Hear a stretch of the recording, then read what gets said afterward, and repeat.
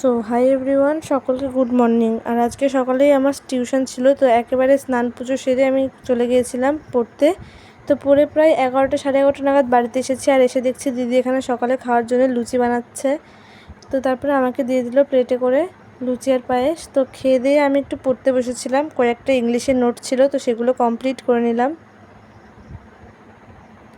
তো তারপরে দুপুরে ভাত খেয়ে নিলাম, আর আজকের মেনুতে ছিল ভাত, তার সাথে চিকেন, আলু ভাজা আর একটা ডাঁটার চচ্চড়ি করেছিল মা এখানে, আর ছিল ডাল। তো দুপুরে খাওয়া দাওয়া করে একটু ফল খেয়ে নিলাম। তো তারপরে আমার দিদির একটা ফ্রেন্ড এসেছিলো আমাদের বাড়িতে, তো এই দিদিটা সব ফাস্ট ফুড নিয়ে এসেছিলো, তো সেগুলোই আমরা সবাই মিলে এখানে বসে বসে খাচ্ছিলাম আর গল্প করছিলাম।